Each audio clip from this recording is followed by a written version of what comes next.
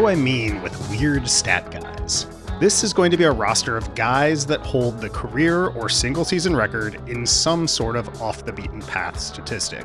Like, you ever wonder who the all-time leader is in inside the park home runs? No? Me neither. Please subscribe to my channel.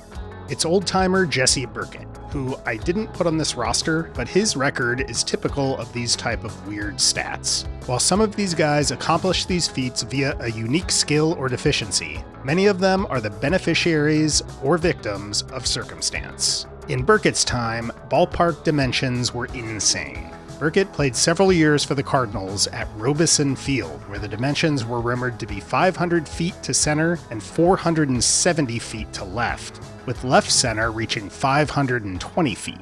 So you can see why a guy in this era would rack up 55 inside the parkers.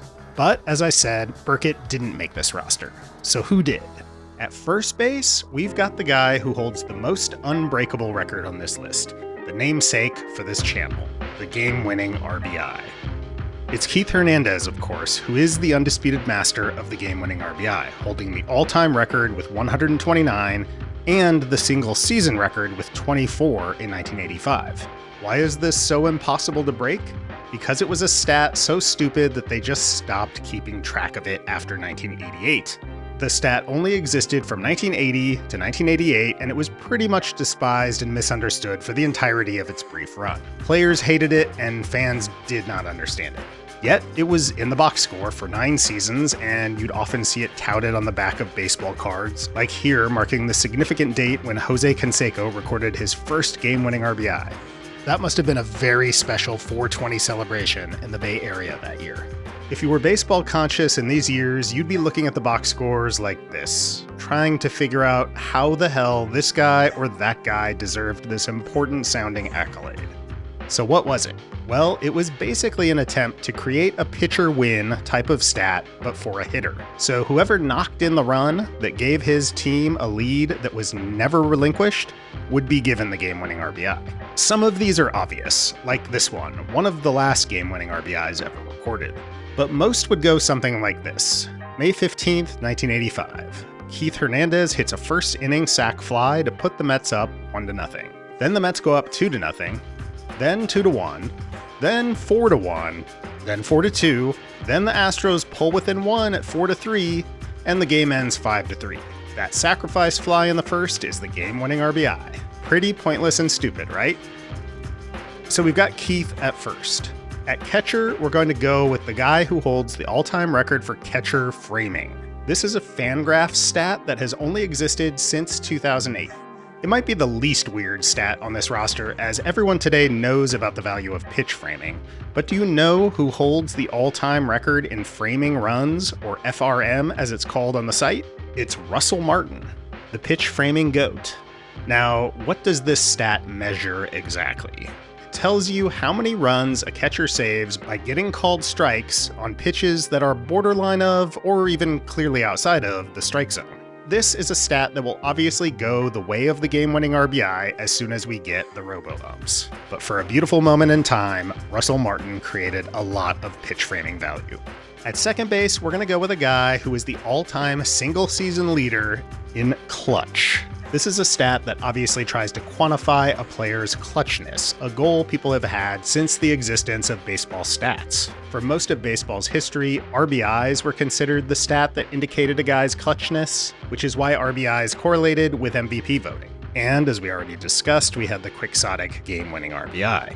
In more recent years, we've had win probability added, and ultimately stuff like Baseball Reference's clutch. I'm going to admit that I have no idea how this stat is calculated, and I'm not going to spend any time researching it because I don't care. Fangraphs also has a stat called clutch, but it's totally different, and it does actually have a formula, and I also don't care about it. This is just an excuse to look at this weird guy. Andy High, nickname Knee. No one alive today has ever heard of this guy, but he had the all-time clutch season in 1924.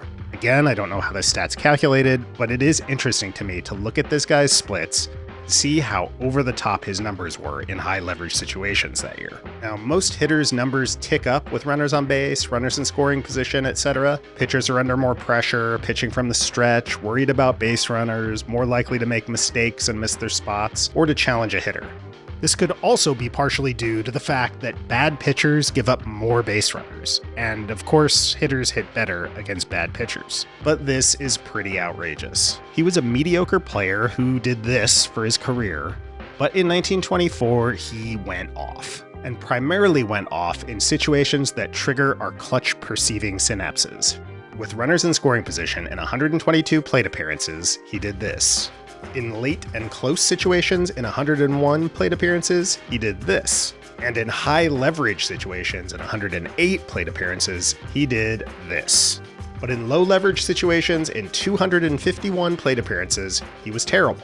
In innings 1 through 6, he was meh, but from the 7th into extra innings, the dude was nuts. Again, I'm not sure about the Baseball Reference stat, but the Fangraphs version of Clutch does compare a player against their own performance. A big reason why the stat is kind of dumb. Like, if you're an overall 370 hitter and you bat 350 in high leverage situations, you're considered unclutch. And that tells you why Andy Hyde broke this stat, because he was so much better in clutch situations than he was in neutral ones. At third base, we're going to go with the absolute GOAT of contact hitting, Joe Sewell, a Hall of Famer who can cover short as well. Sewell was amazing at not striking out. His strikeout rate of 1.4% is the best ever, or at least since 1913, which is the first year that Fangraphs has data for batter strikeouts. What's crazy about this one is that usually with rate stats like this, you've got to set a plate appearance minimum because you'll have plenty of outliers with 400 or 500 plate appearances. But with this one, you've got to take the minimum all the way down to 115 plate appearances before anyone bests Joe Sewell. He also excelled at taking walks. In an era when the league average was under 8%, Sewell walked at a 10.1% clip. Impressive, especially for a guy with no home run power to speak of. Sewell is also the all-time leader in walk to strikeouts at 7.39. And on this one, you've got to lower the minimum PAs to 108 before somebody tops him. The hit by pitch god will be our shortstop. You might be thinking, wait, aren't Ron Hunt and Craig Biggio considered the hit-by-pitch gods? Nope, it's 19th century Hall of Famer Huey Jennings, who just noses out Biggio by 2 hit-by-pitches, but does so in less than half the plate appearances. Like anything this old-timey, you probably have to put an asterisk by it. And personally, I'd say that Ron Hunt's HBP prowess is by far the most impressive on this list of all-time leaders. Jennings took his plunkings in an era with a softer ball, obviously, and in an era when guys were generally not throwing as hard. The pain-to-gain ratio was much different for the modern players here. Although, without helmets, the risk of life-changing or life-ending injury was greater. But another thing that benefited Jennings here is that prior to 1901, they didn't have the foul strike rule, meaning foul balls did not count as strikes. So a pesky guy like Jennings could foul close pitches off all day, increasing his odds of getting a good one to lean into. Left field, we're going with the career leader in BABIP here, batting average on balls in play. I'm sure most everyone here is familiar with BABIP, a great way to guess if a player had a fluky good or fluky bad year.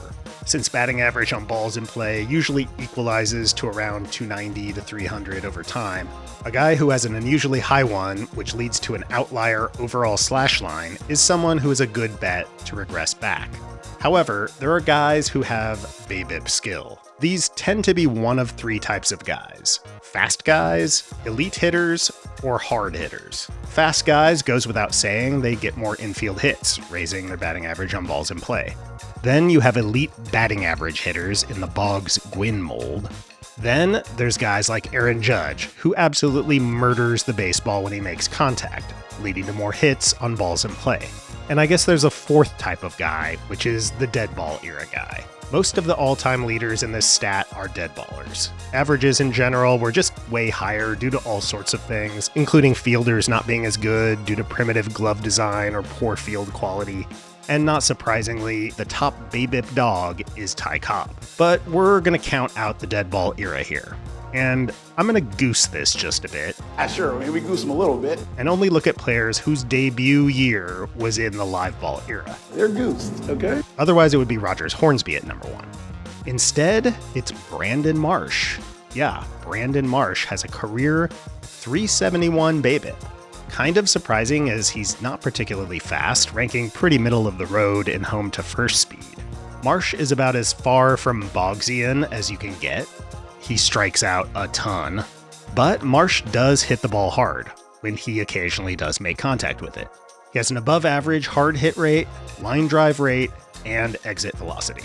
Our center fielder is the all-time single-season outmaker, Omar Marino, who acquired the nickname the Outmaker. Some places online are saying he was nicknamed that for his defensive prowess in center field, but come on. It's not surprising that 7 of the top 10 and 10 of the top 20 outmaking seasons are speedy leadoff hitters from the 70s or 80s, a time when you were obligated to bat your fastest guy first, no matter what his on-base percentage.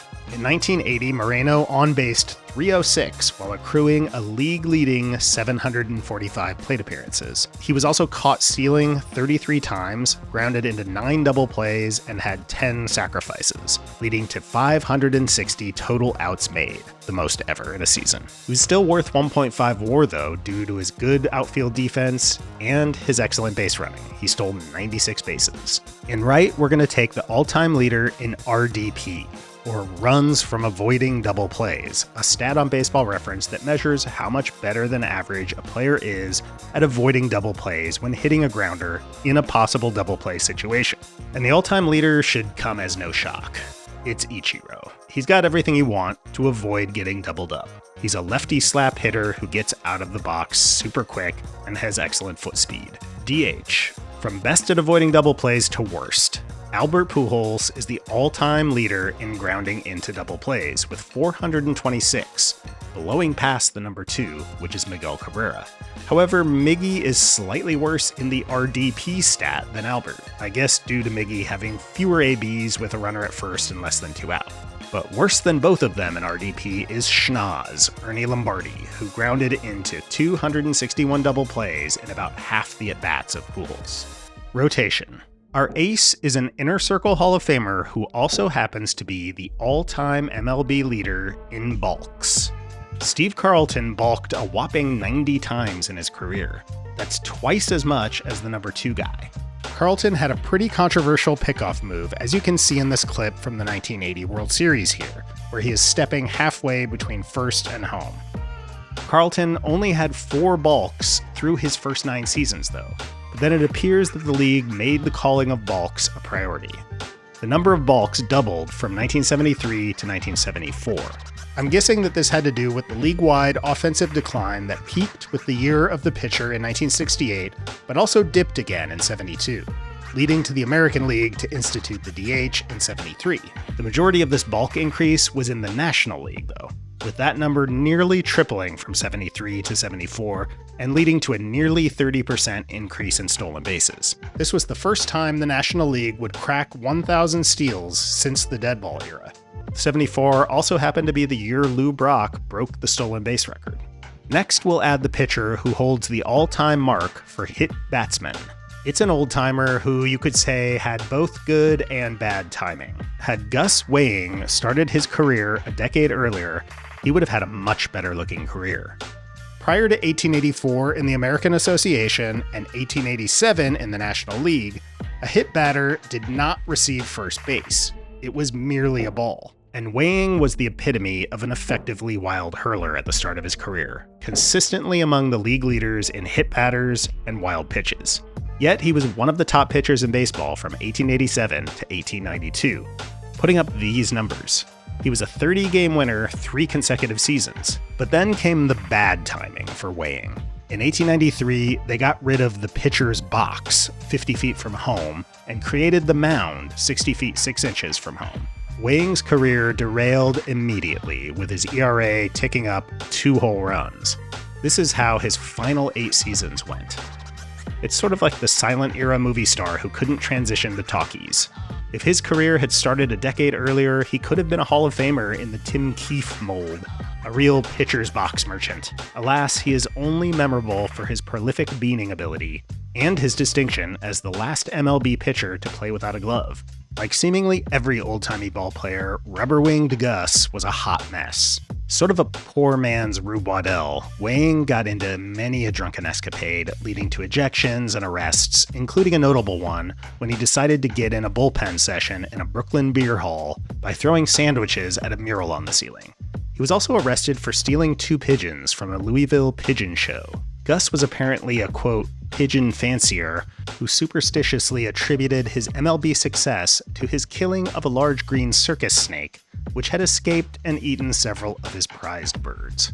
We've all been there. Next, we'll go with the pitcher with the most career wild pitches. Tony Mullane, the first ever switch pitcher, was a very similar sort of old-timey guy to Wang. Mullane's 343 wild pitches are the most ever, and he wouldn't have achieved this feat without the help of racism.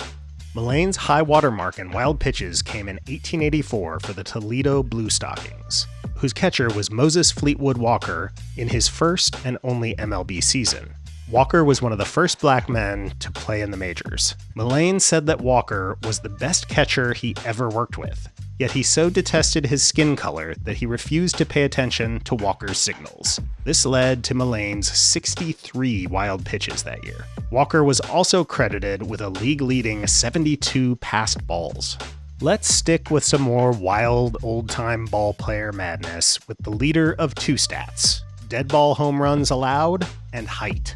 Standing at 5'3", Larry Corcoran is the shortest pitcher in MLB history. And before you disparage this short king by saying, well, of course he gave up the most dead ball dingers, he was just a little duder. Know that Corcoran was most definitely the victim of circumstance here.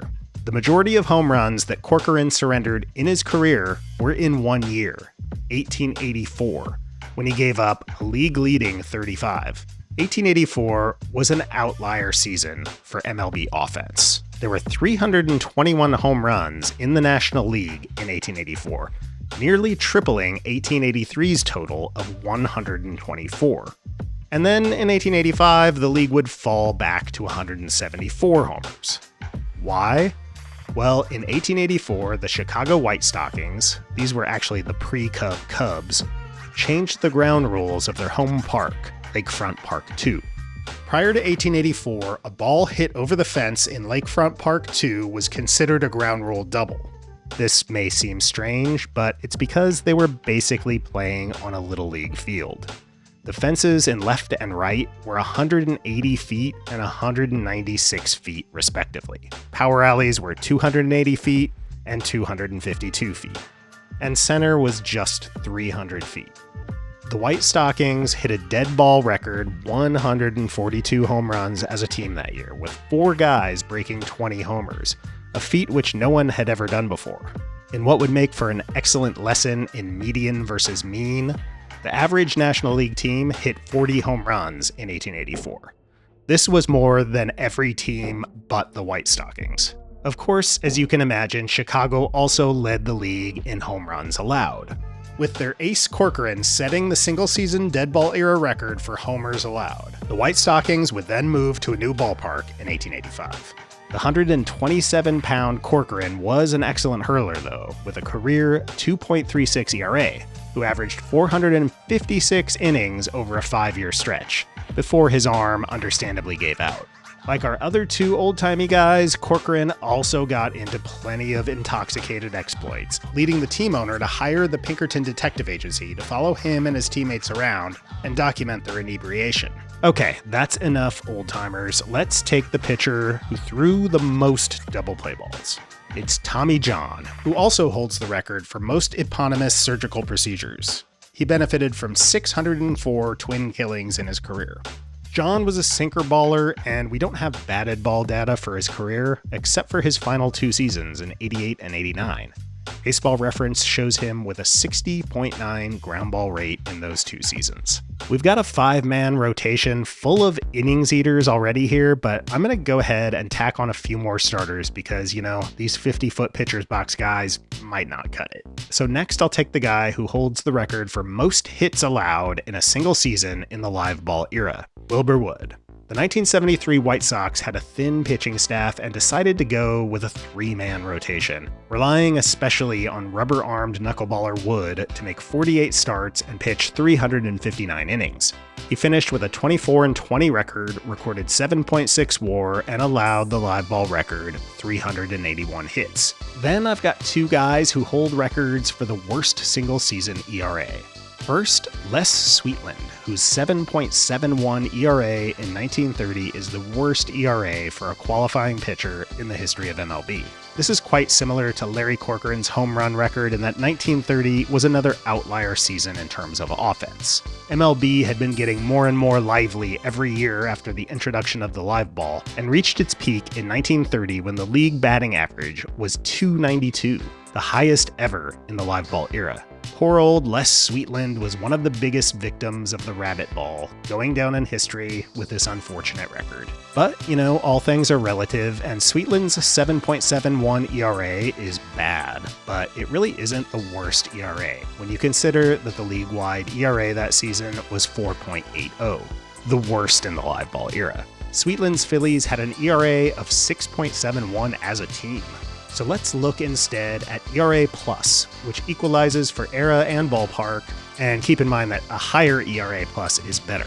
In this case, Sweetland is off the hook, and onto the hook is Edinson Volquez. The worst ERA+ in the live ball era is Volquez's 2013.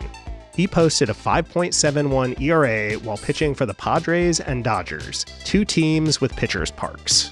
This led to an atrocious ERA+ of 60.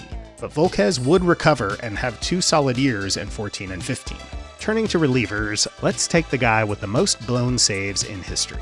Why would you want that guy? Well, because it's Goose Gossage. Goose obviously had a ton of save opportunities and lots of multi-inning save opportunities. A lot more ways to get a blown save. Then we'll take the greatest heir in baseball history, Jesse Orosco, who tops the leaderboards in inherited runners, and pays a pretty low inheritance tax, allowing just 25% of them to score. This is definitely skewed a bit due to Orozco's late career usage as a loogie. Most of the lowest inherited runs scored percentage pitchers are loogies from the loogie heyday, when guys would come in with runners on first and second, walk a left-handed hitter, and then get pulled, not allowing an inherited runner to score. Next, we're going with the guy who tops the leaderboard in one of the most worthless stats out there today, holds. It's Tony Watson. Good for him. And we'll round out the pen with the all-time leader in intentional walks, Glass's guy Kent Tekulve with 179. This makes a lot of sense, as Tekulve and his odd motion was death to right-handed hitters, but lefties fared much better, OPSing a full 200 points higher against him. Lefties on-based 375 against him for his career, much of that due to the 137 free passes he gave to lefties. Bench. Gotta get an RBI guy onto the bench, so we're gonna take the guy with the most sacrifice flies in baseball history. It's Eddie Murray, just edging out his teammate Cal Ripken. In 1983, those two led the Orioles to a glorious Sacktober. For our backup catcher, we'll take the guy with the most career passed balls, Lance Parrish. We've excluded the 19th century ball players here because those guys were awesome at passed balls. Parrish tops the modern list with 192. Then, for a backup center fielder, we've got the guy with the highest stolen base percentage, Byron Buxton, who has been successful on 90.7% of his attempts. Granted, he only has 129 attempts. If we up the minimum attempts from 100 to 150, the leader is Chase Utley at 87.5. If we up it to 200, it's Carlos Beltran at 86.4%. If we up it to 400, it's Tim Raines. And if we up it to 1,000, who else could it be? We'll take another speedy outfielder on our bench, the guy with the highest ground ball rate in history, Joey Gathright. Gathright obviously got the Willie Mays Hayes treatment from the coaching staff early in his career. And check out his incredible car vaulting ability. I am the man. And for a non-speedy outfielder, we'll take the guy who has a claim to being the most prolific strikeout hitter in baseball history. The all-time leader in strikeout percentage plus is Pat Siri. Again, it's a plus stat, which is going to equalize it for era. This guy was a full-on lug who struck out at a very modern rate of 23.2%. He'd fit right in today, but in the 1940s, he was an anomaly. League strikeout rates back then were around 8%, so Siri's K percentage plus for his career is a whopping 275, the highest ever for a non-pitcher. He of course did have good power, and had he been born in a different era, he might have been hailed as a 3 true outcomes god. His 3 true outcomes percentage was the highest in history at the time of his retirement. But as it was, he had a hard time staying off the bench in an era where strikeouts were shameful. Well, there we go. Weird stat guys. This is not a very versatile bench, I'm realizing, as we have no middle infielders, but I guess Pujols can sub in at third occasionally, allowing Sewell to back up short and second. Anyway, hope you enjoyed. Please like and subscribe for more guys. Yeah, guys.